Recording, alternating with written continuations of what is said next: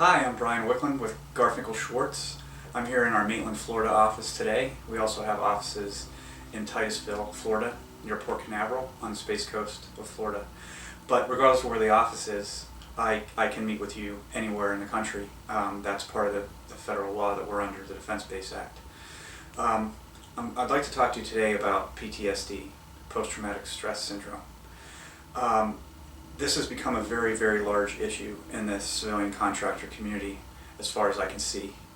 It's growing. People are coming back and forth, and they're experiencing the atrocities of war, and they're not getting the treatment that they need to get forward, to get past their PTSD symptoms.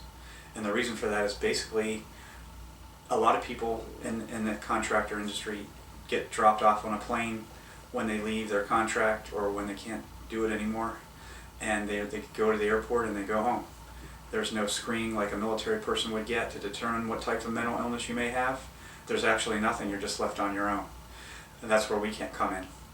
If you have symptoms of PTSD, if you have anxiety, flashbacks, bad dreams, hostility toward people, violent streaks, and your family members are telling you that you're different, your whole personality is different than when you went over there, you gotta see a professional.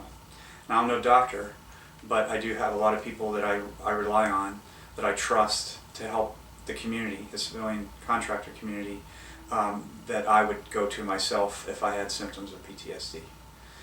The staggering problem in our community, the contractor community, is that no one's tracking the number and percentage of civilian contractors that develop PTSD. The government does track military PTSD and their percentages, but the federal government does not track or give numbers of people that have PTSD that are supporting the government and that are supporting the military, that see just as bad of things that military people see. I'm here to try to bridge that gap, to pretend that I'm your exit interview because you didn't have one through the military.